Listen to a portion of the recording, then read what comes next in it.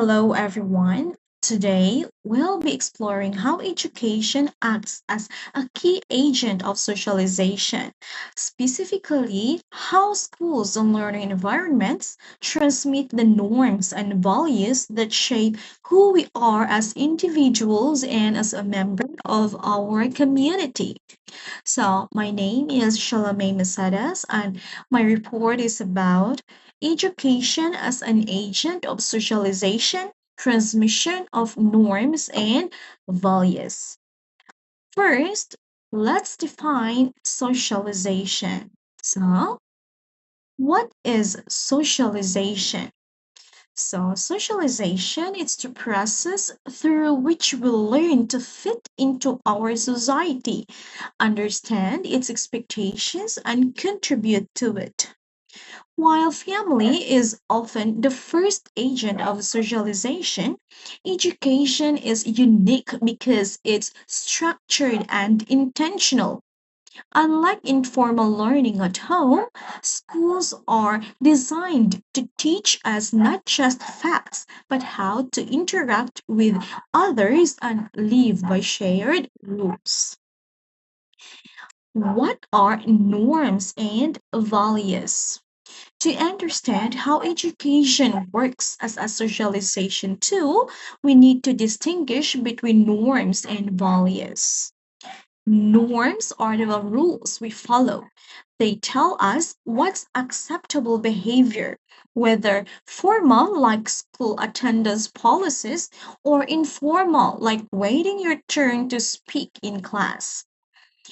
Values are the beliefs we share about what matters.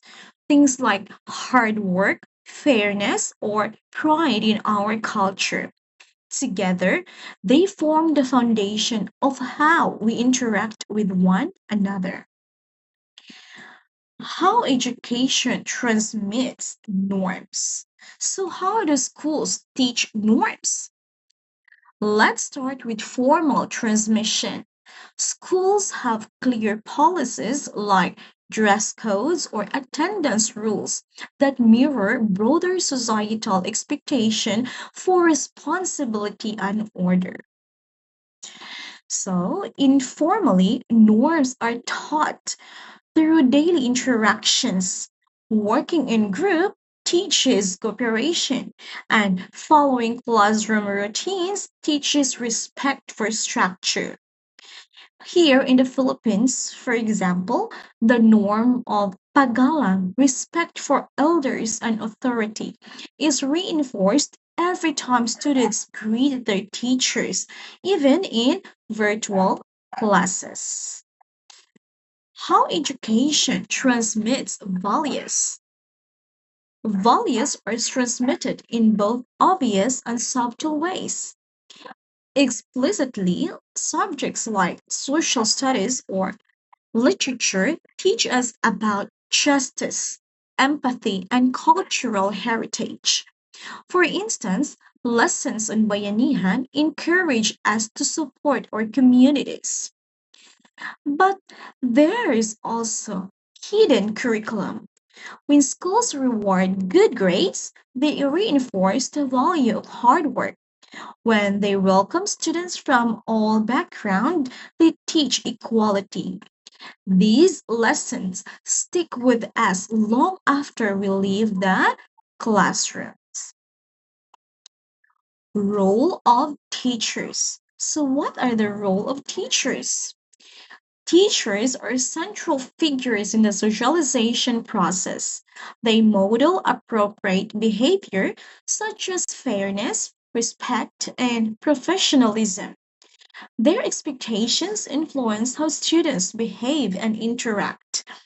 Teachers also reinforce norms through feedback, discipline, and encouragement. Peer influence in school.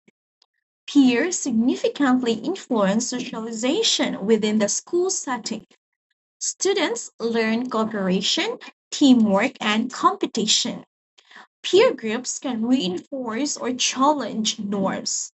Interaction with diverse classmates broadens perspectives and social understanding. Cultural variation. It's important to note that what schools teach varies across cultures. In individualistic societies, the focus is often on personal achievement and independence.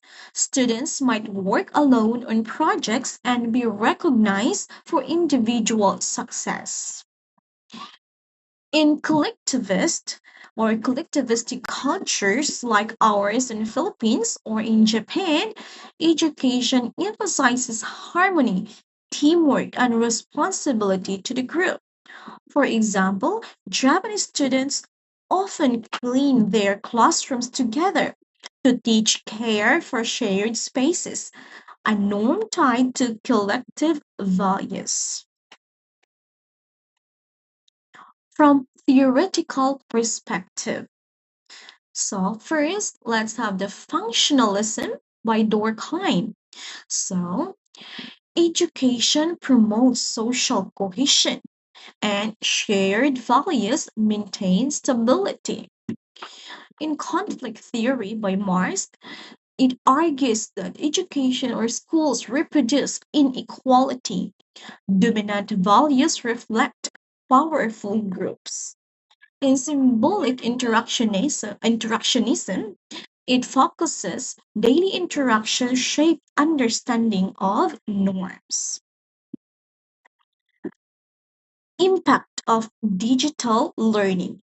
The shift of or to digital learning has changed how norms and values are transmitted.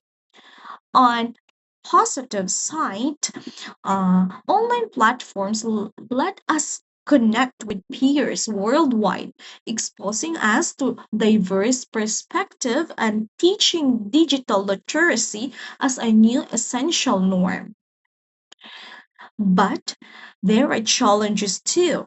Without face to face interaction, it's harder to practice things like reading body language or resolving conflicts in person. We also have to be careful about misinformation, which can weaken shared values if we're not critical of what we see online.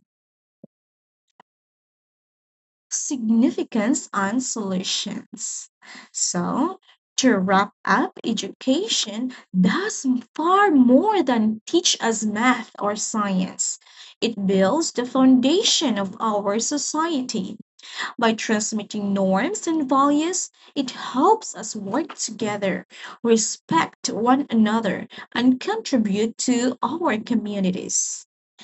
As world changes, education must adapt too, but its role in shaping who we are remains as important as ever. In short, education doesn't shape minds, it shapes our future.